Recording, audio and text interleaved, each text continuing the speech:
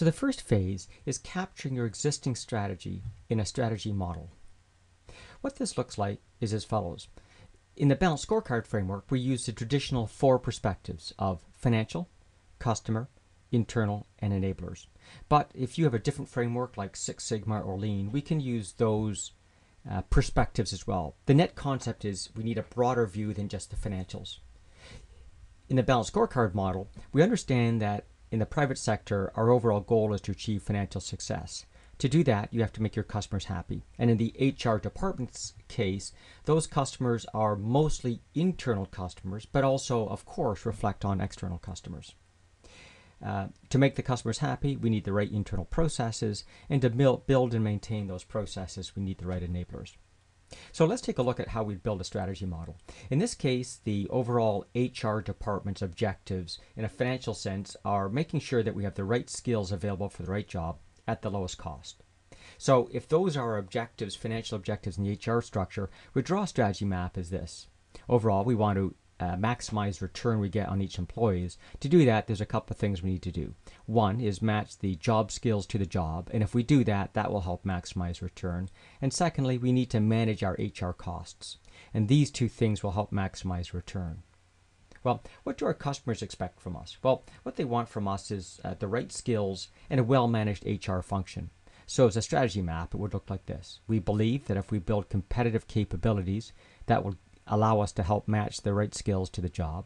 And of course, we need to manage the HR function itself professionally. So what are the internal processes we need to make this happen? Well, we need to have be a better team player in this organizational culture and performance. And secondly, we need to improve how we operate. So as strategic objectives, we'd say we have to deliver innovative HR solutions. And if we do that, that will help us build those competitive capabilities. And it will also help us manage our costs through those innovative activities.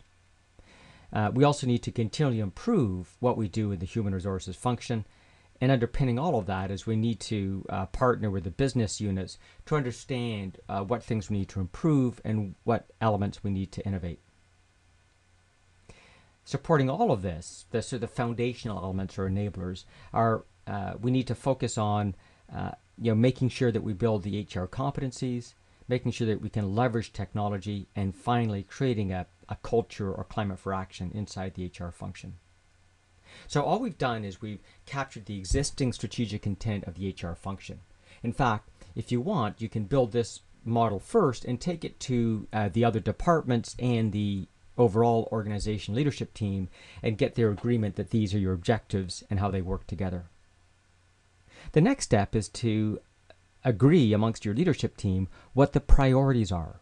These objectives cannot all be equally important because we all know if they're all equally important, then none of them are important. We need a way to clearly communicate the relative importance of these strategic objectives for this planning period, let's say the next 12 months. So in this example, they've taken 100% and they've allocated across these objectives. And this is going to communicate the importance as the leadership team sees it for this coming year. If we were to wait this for 5 years out, we might have different numbers. But in this case, you can see there's a core theme that's leading towards matching skills to the job.